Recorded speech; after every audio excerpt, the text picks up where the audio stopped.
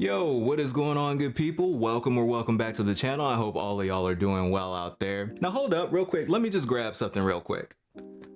So this is all my Sony gear, y'all. This is my Sony a7 IV. This is my a7C II. This is all the lenses I've had for my Sony cameras. This is camera cages, batteries, whole bunch of other accessories. And I'm gonna be shipping it off to MPB because I am selling off my Sony gear and I am gonna be switching camera systems. Now, it wasn't an easy decision. You know, I've actually been thinking about it for a while, but you may have seen, unless you've been living under a rock, that Canon and Nikon have both announced some really dope cameras with the C50 and the ZR. And, you know, just pairing that with the thinking that I've been doing, I decided it's time for me to just kind of make the switch. And so what I like to do is just kind of give my thoughts on why I'm moving away from Sony and also let you all know which camera or cameras I'm gonna be switching to. So with that said, let's go ahead and get into it, y'all.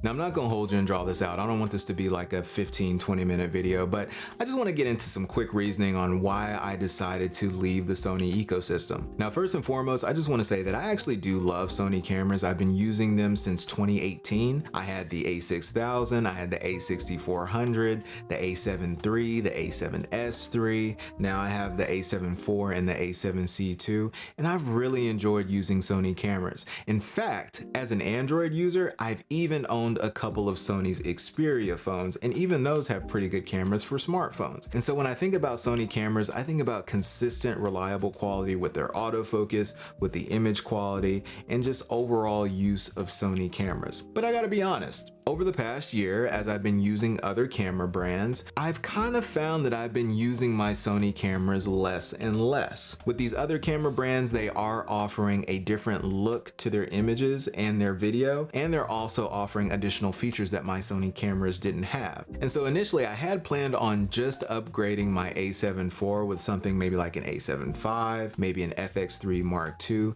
maybe even the FX2, just something that's a step up from the a7 IV. But then, you know, as I got to thinking about it more, you know, it wasn't just the a7 IV that I was looking to replace. My a7C II, I felt like I was using that less and less.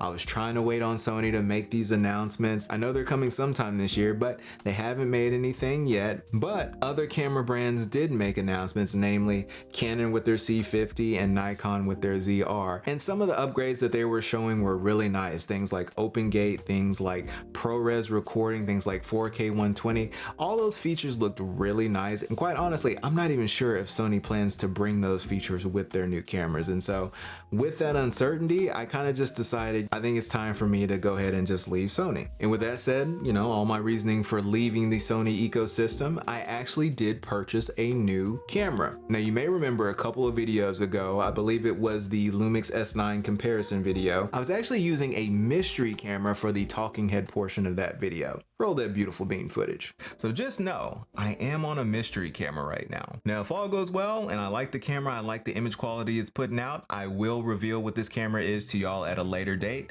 But for now, just as a hint, am I in focus? And if you've been watching this channel for any amount of time, you already know that I've been getting heavily into Fuji cameras, namely this Fuji X-M5, because I really like the image quality that it produces. It's a Fuji camera, so the colors are nice. It has the film simulations. It has F-Log2. This tiny little $899 camera can do 6.2K open gate.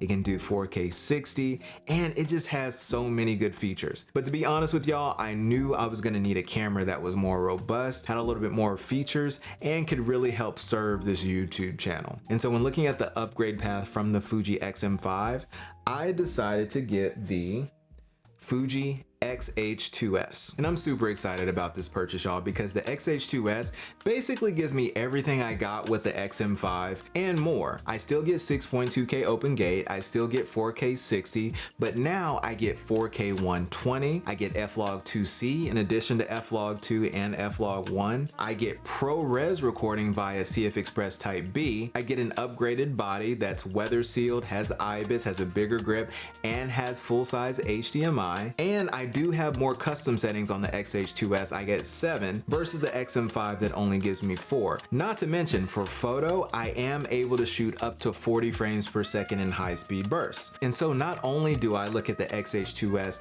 as a good companion to my XM5 as far as matching footage, but it's a heck of an upgrade, not only from the XM5, but also from the A7 IV. Now, yes, the A7 IV does have a full-frame sensor versus the APS-C sensor on the XH2S, but the A7 IV does not have 6.2K open gate. It doesn't have 4K 120. It doesn't have ProRes recording.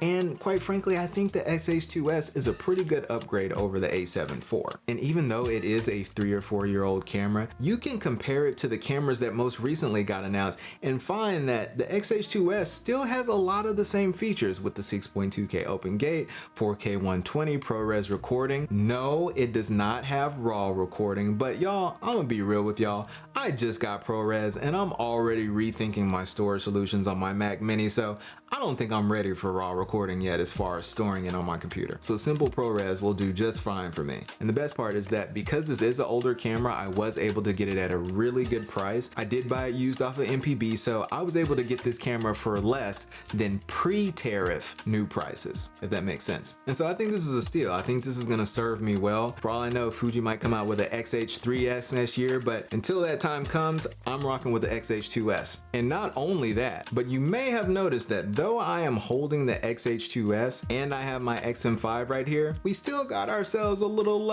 open gate situation going on right now. And that is because I did purchase a second camera, essentially to replace my A7C II, and we're recording on it right now.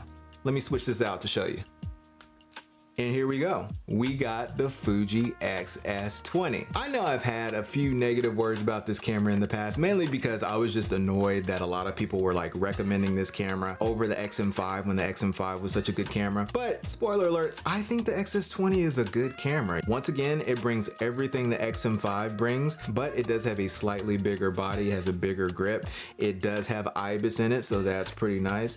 And I feel like it's gonna be a really nice little run and gun camera when I'm out there filming videos, just out and about on the streets, at the beach, anywhere, just really trying to capture content, especially since I'm going to be comparing the XM5 to a few other cameras. I'm going to be using different lenses with the XM5, testing different lenses, and I'm going to need a camera to record that. And so I will be able to still get my 6.2K open gate footage in order to match it across all my cameras. I will still have F-Log 2. You know, I just think it's going to work out really well. And again, I did buy this camera used. I got it for less than pre-tariff pricing, so I got a pretty good deal on it. And I'm gonna be honest with y'all, for what I paid for the XS20 and the XH2S, in addition with selling my Sony gear, I'm actually gonna come out on top and make some money on this deal. And so I think I'm in a good spot. I think I'm sitting pretty. And with that, I can finally say I am all in on Fuji. I am a full Fuji fanboy. And ultimately, I honestly think I'm gonna be happier just using Fuji for the production of this YouTube channel, along with going out shooting street photography and just enjoying using my camera. I think Fuji is just the brand for me right now. But don't get it twisted. There are still other camera brands that I wanna try. There are other Panasonic cameras that I wanna try in addition to, you know, testing out the Lumix S9. I might wanna try the S1 II, S1R2. Nikon, I haven't even touched them yet. I would really love to test out the ZF, the ZR. Canon, I would love to test out Canon as well. I really want to just use all these cameras, try all these cameras, and especially just kind of pit them against my new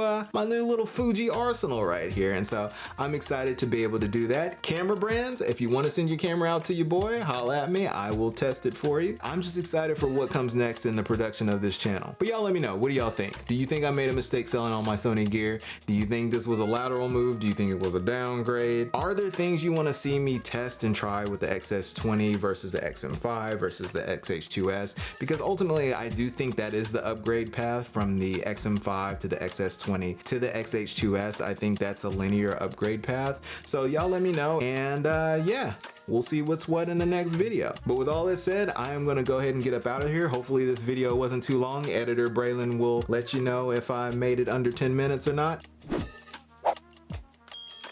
With that said, if you like this video, go ahead and drop it a like. If you have not subscribed, go ahead and hit the subscribe button. Hit the notification bell to stay informed on my next video. Until then, y'all, I will catch y'all later.